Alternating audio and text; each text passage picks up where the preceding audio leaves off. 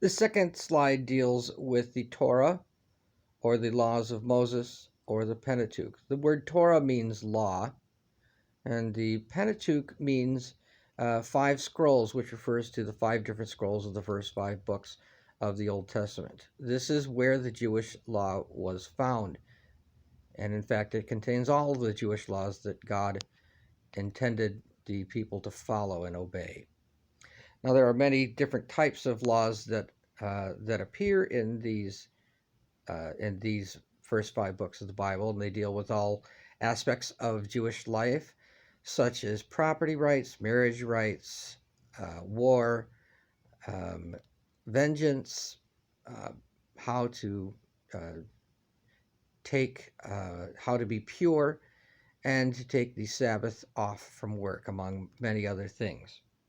Now, the Sabbath was the last day of the week. It was Saturday, and the Sabbath actually started at sundown on Friday and ended up Saturday at sundown. During the Sabbath, they were not allowed to work at all. And in fact, Jesus also obeys the Sabbath in the New Testament. He is found many times in the Sabbath, often teaching the people how to follow the law. The only problem is that while he is in the temple teaching, he sometimes breaks the laws of the Sabbath by doing work. People come into the synagogue where he is teaching who are sick, and Jesus heals them right there. And the folks have a dilemma because they have to figure out how it is that God would give somebody the power to heal if that healing was being done on the Sabbath when God commanded nobody to work. So the laws of the Sabbath are an interesting part of the Jewish background to the Old Testament. Another aspect of the Torah was the requirement for the Jews to maintain themselves pure and separate from every other nation. They believed that God had chosen them from every other nation, and they had done so during the time of their ancestor Abraham, who is considered to be the father of the nation of Israel. Now, they had to keep themselves pure in many different ways. If they were not allowed to touch a dead body, they were not allowed to touch blood, uh, and women who had their monthly period were required, as other people who came into contact with blood, to isolate themselves from the community until they were able to undergo a ritual of purity and then be restored to the community.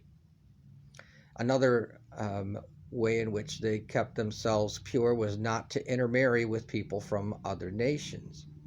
Now, the nation had a civil split between the north and the south. In the north was Israel, and in the south was Judah.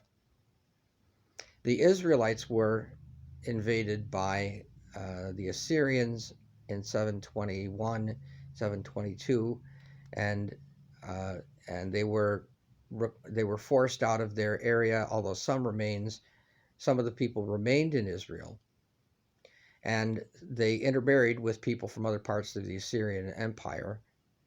For that reason, they were considered to be unclean by the Jewish people, who did not intermarry with people from other parts of the world. And those people who did intermarry from the north were called Samaritans, because Samaria is the capital of of Israel.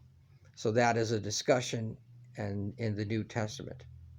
Another way in which the people of Israel were required to keep themselves pure was for all males to undergo the procedure of circumcision, which is the removal of skin from the male genitalia.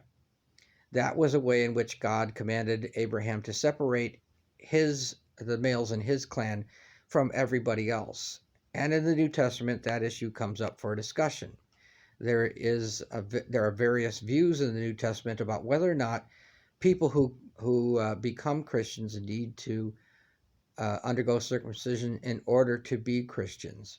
The Apostle Paul in Galatians and other places says that the people who become Christians do not need to undergo circumcision, that they are simply uh, pleasing to God or righteous because of their faith in Jesus. Other authors in the New Testament seem to indicate that circumcision is required for those who want to be Christians. So there is a debate on that in the New Testament, and the question of circumcision is important as we look at the New Testament.